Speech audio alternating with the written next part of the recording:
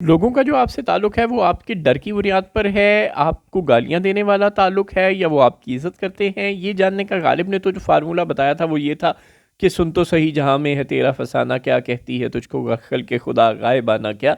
यानी को आप भेस बदल कर ज़माने में आ जाएँ या चोरी छुपे लोगों की अपने मुतल्लिक बातें सुनें, तभी आपको पता चलेगा कि लोग आपके मुतल्लिक क्या कहते हैं, कैसी राय रखते हैं। आपके मुँह पर तो कोई आपके मुतल्लिक सच नहीं बोलेगा, लेकिन अगर लोग आपके मुंह पर भी सच बोल रहे हों, थोड़ा हल्का हल्का प्यार मोहब्बत से ही सही, लेकिन बहरहाल बोल रहे हों, और उसके बावजूद आपको समझ ना आ रही हो कि आप कहाँ खड़े हैं, तो फिर ये समझ नहीं आता कि आप किसी डिनाइल मूड में चले गए हैं या आपका कोई जहनी प्रॉब्लम है कि आपको समझ आना बंद हो गई है। क्या मसला क्या है कि कुर्सी पर लगने वाली गूंद इस तरह क्यों दिमाग पर चढ़ जाती है, ये गुत्थी आज तक समझ में नहीं आई कि बैठे आप कुर्सी पर हैं और दिमाग आपका ख़राब हो जाता है। दिमाग तो हवा में ही होता है ना, वो तो कुर्सी पर नहीं होता, लेकिन वो ख़राब क्यों हो जाता है कुर्सी पर बैठते वक्त?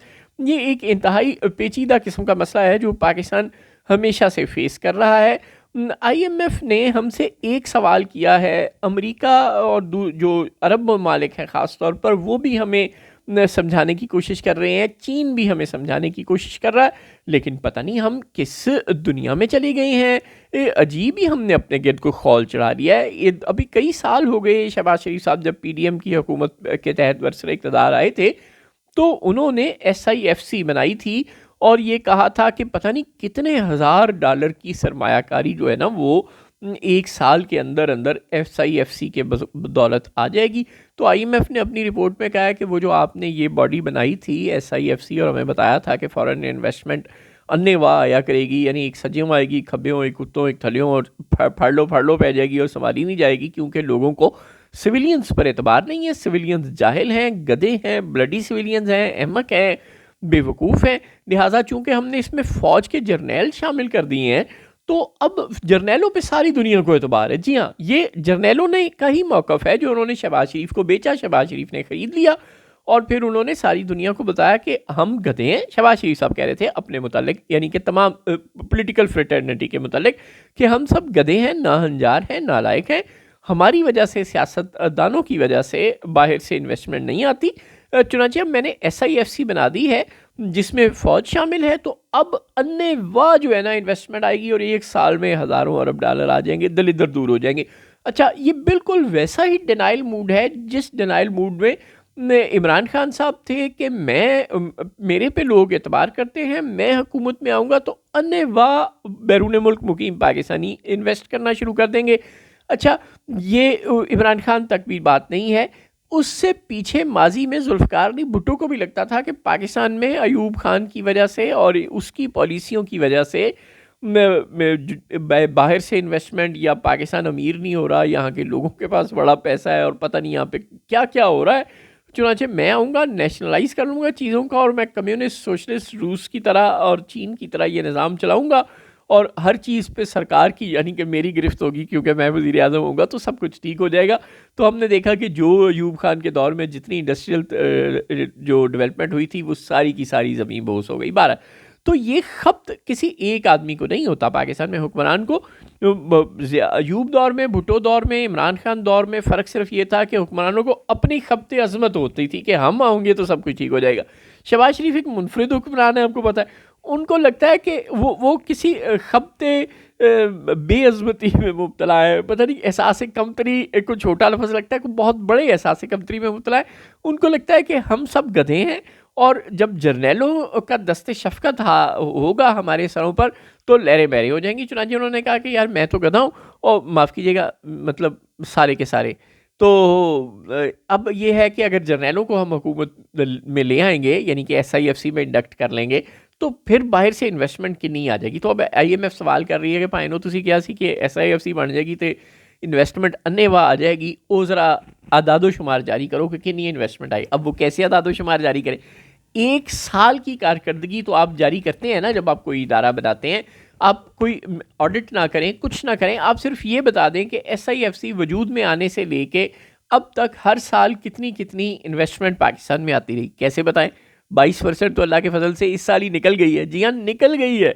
जो लोग 50-50, 60-60 साल से पाकिस्तान में थे, बड़े बड़े टाइकॉन्स वो पाकिस्तान से प्रॉक्टर एंड गैम्बल जैसे, शेल जैसे, मर्क जैसे, आईसीआई और बायर जैसे निकल गए हैं, चले गए हैं।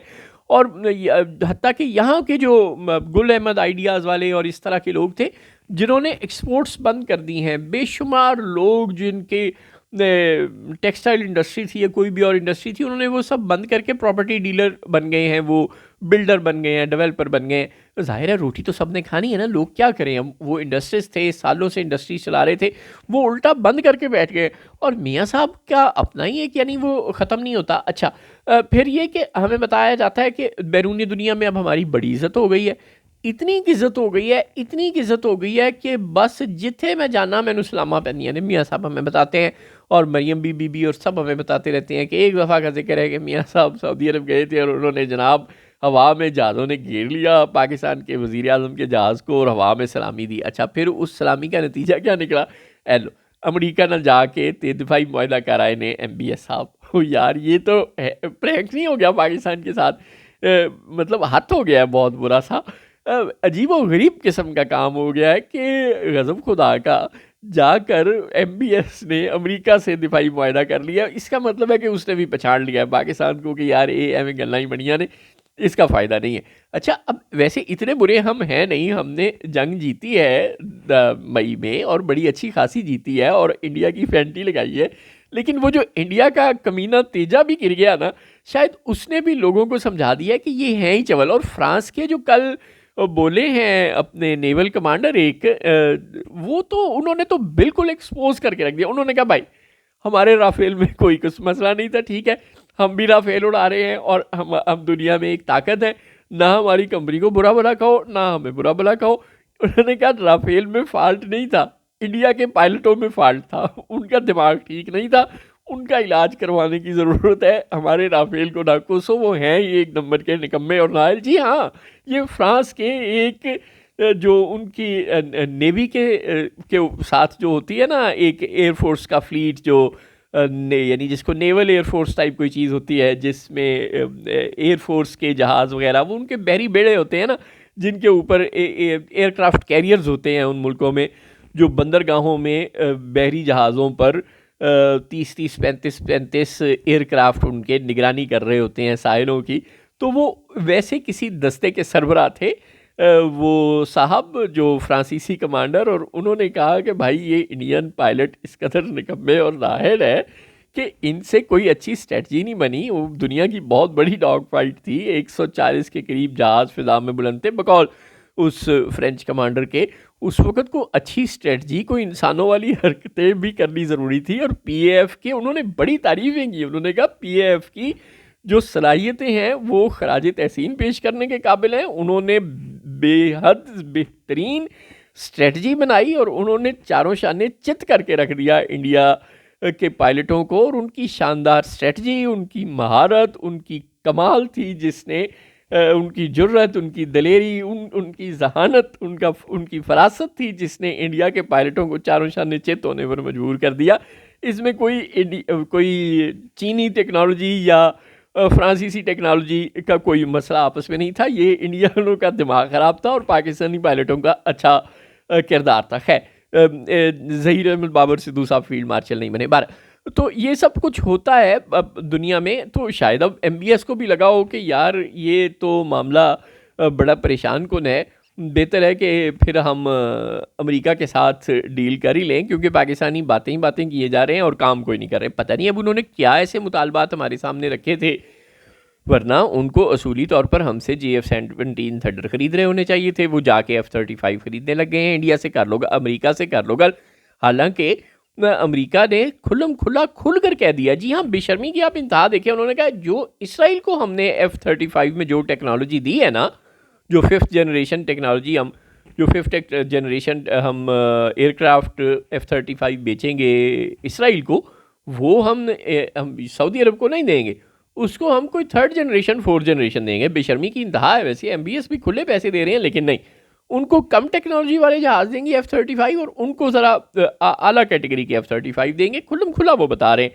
और उनको उन्होंने दे भी दिए हैं बाय द वे इसराइल को। वो इस वक्त इसराइल की एयरफोर्स इस्तेमाल कर रही है F-35, और सऊदी अरब को भी वो 4-5 साल में डिलीवर करेंगे।